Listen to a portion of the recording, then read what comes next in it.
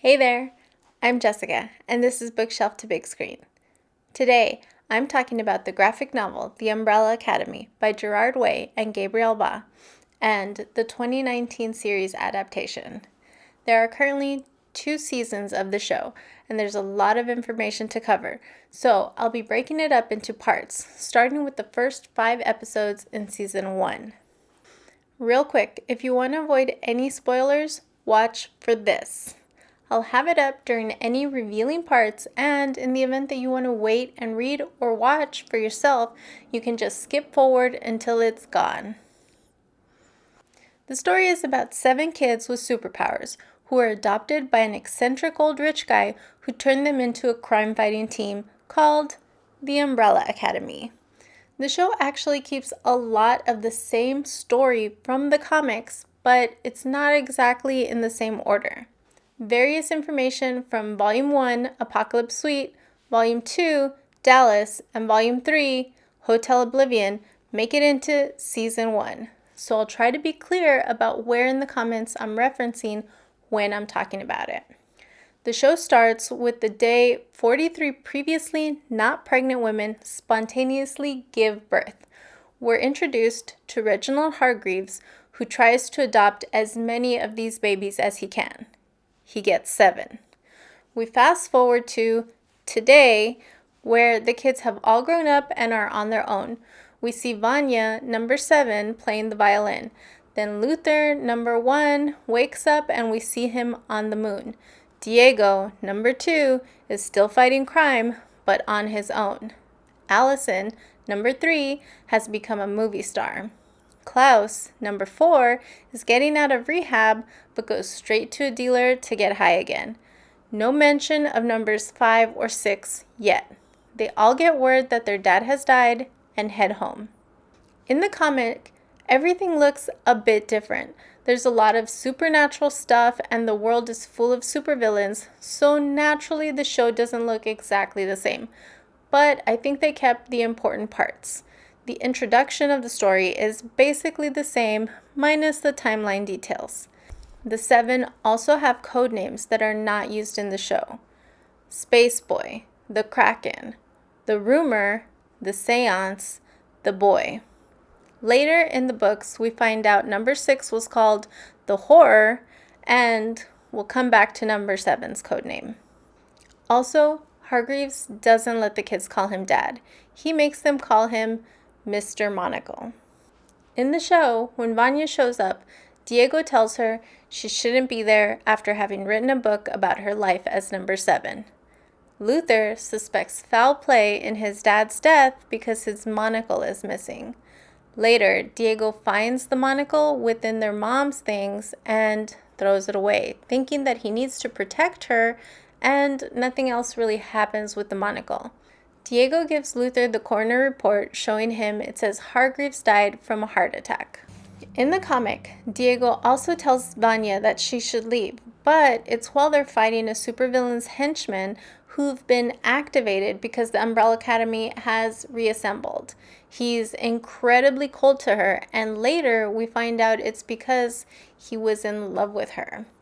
5 is actually the person who finds the monocle, and when he tries it on, he discovers it shows you what someone really is, and he sees who is responsible for the apocalypse. We'll talk more about the apocalypse later. Number 5 ran away from home and used his powers to jump into the future. He says that he tried to go back to the day before he ran away, but something pulled him out of the time stream too soon.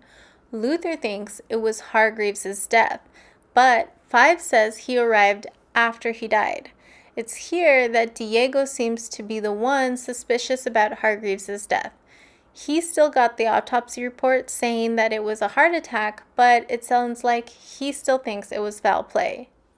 In the show, we get a glimpse of the kids in action stopping a bank robbery. This is the first time we see everyone's powers in action. We see Ben for the first time, and it makes sense why his codename would have been the Horror. At the end of this flashback, Hargreaves and Vanya are watching from a nearby rooftop, and she asks why she can't play with the others. Hargreaves tells her that there's nothing special about her. This is pretty close to what happens in the comic, except the kids are in Paris fighting zombie robot Gustave Eiffel. I really like how closely the Vanya Hargreaves scene matched up here, but in the comic, Five has already run away. In the show, when Five finally shows up halfway through episode 1, he has a pretty spectacular entrance. He tells them even though he's been gone for 17 years, he's actually been in the future for about 45 years. But he got something wrong coming back, and now he's stuck in his 13-year-old body. He tells Vanya he read her book in the future, and they briefly talk about Ben, and even though we don't know what exactly happened to him, we do see his memorial statue. In the comic, when the kids come back for the funeral, Five is the first one to arrive. He's been gone for 20 years, but he was only 10 when he left, so ultimately, everyone else is still 30 years old. We see Ben's statue, which highlights his superpower, and Klaus can fly. In the show, everyone finally gathers to spread Hargreaves' ashes in the courtyard after Five arrives. Mom seems a little spaced and doesn't remember that Hargreaves has died. Pogo gives a speech. We haven't talked about Pogo yet. He's an incredibly smart chimp who can speak. He says that Hargreaves made him what he is and that he was his master and friend and he'll miss him. Diego says Hargreaves was a jerk who couldn't be bothered to even give them names, which upsets Luther and they fight, ultimately destroying Ben's statue. At the end of it, everyone's upset and Diego helps Mom inside. In the comic, Diego and Luther actually argue before the funeral, but Pogo breaks it up before it gets physical. Mom is at the funeral to say some words, and for some reason, Diego is kind of a jerk to her. It's here that we find out that Mom is a robot. Allison is the one who consoles Mom. Vanya is not present at the funeral, and Diego says something about how she could have played the violin if she had been there. In the show, following the funeral, Five goes to a diner to get some coffee. Some heavily armed guys show up wanting him to go with them, but Five impressively takes them all out. After Diego throws away the monocle, he thinks Klaus is talking to himself, and we finally see Ben for the first time. At the end of episode 1, Five tells Vanya that he saw the apocalypse in the future, that it's going to happen in 8 days, and he came back to try to stop it. In the comic, the diner scene is mostly the same, except Pogo was with Five at the diner. Five tells everyone, except Vanya, who isn't there yet, about the future, the apocalypse, and how he got back before the funeral. Klaus seems to have full control over his powers, but we don't actually ever see him talk to Ben until the end of Volume 3. In the show, Detective Patch is tasked with investigating the diner incident, and we quickly find out that she had a romantic relationship with Diego in the past. Throughout the first season, we see more of the relationship between Allison and Luther, and it's clear that they have feelings for each other. Allison talks about her daughter and how she has regrets about using her powers. In the comic, the detective is named Lupo, and he also regularly consults with Diego, but he's a much older man. It should also be noted here that Pogo is not a rarity in the comic verse. There seems to be plenty of talking apes, including Detective Lupo's partner. The relationship between Allison and Luther is the same, but Allison actually acts on those feelings in the comic. In the show, 2 extremely violent assassins named Hazel and Cha-Cha are sent after Five following the diner incident. They talk to the waitress from the diner, which eventually leads them to the Umbrella Academy. There's a crazy fight at the house, but Five isn't there, and they end up taking Klaus instead. They torture him, but he escapes thanks to Detective Patch, who dies saving him. We really get to see the professional relationship and friendship between Hazel and Cha-Cha, which ultimately starts to waver as Hazel begins to develop a romantic relationship with the waitress. In the comic, we don't actually see Hazel and Cha-Cha until volume 2. Interestingly, this is Hazel and this is Cha-Cha in the comic. Their storyline is similar. They're after 5 and kidnap Klaus, but there's no warm, fuzzy feelings for the waitress. They keep her hostage while they torture and actually kill Klaus. Klaus goes to heaven and talks to God, who is a cowboy, but he doesn't want Klaus and sends him back. In the comic, Klaus can only use his powers when he's barefoot, and the waitress is the person who actually saves them by removing his shoes. Klaus is then able to possess Cha-Cha, making him kill Hazel and then himself. Episode 4 in the series finally shows us why Luther is so big. Up until this point, everyone has been commenting about how big Luther has gotten, but it's not until after they fight with Hazel and Cha-Cha that they actually see why. In episode 4, we find out that Luther was the last one still fighting crime at the Umbrella Academy after all his siblings had left. He nearly dies going out on a mission alone, but Hargreaves injects him with some mysterious serum which apparently saves his life, but turns him partially into an ape.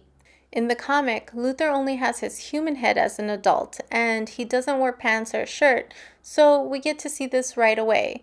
There's an old newspaper clipping saying Luther was critically injured on a mission to Mars, and Hargreaves performed an experimental surgery to save his life. Episode 5 in the series gives us the most information about 5.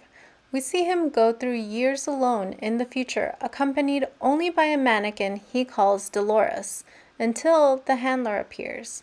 She comes to recruit him for the Commission, an organization that works to preserve the time continuum, basically by killing people. She tells him that if he works for a given amount of time, he'll be able to retire with a pension to anywhere that he'd like in time. He accepts, and they turn him into the perfect instrument. Right before he figures out how to go back in time, we see him in Dallas the day President Kennedy was shot, which is a nod to Volume 2. In Volume 1 of the comic, 5 talks about his time in the future with Dolores and how he figures out how to get back. But it's not until Volume 2 that he tells Allison that while he was traveling back, he got caught by an agency called the Temps Aeternalis. They do the same thing as the Commission, but when they catch people out of time, they put them to work, not necessarily by choice. The comic is a little more descriptive when he talks about how they turned him into the perfect instrument, and he mentions how his DNA was bound together with the DNA of history's most notorious assassins.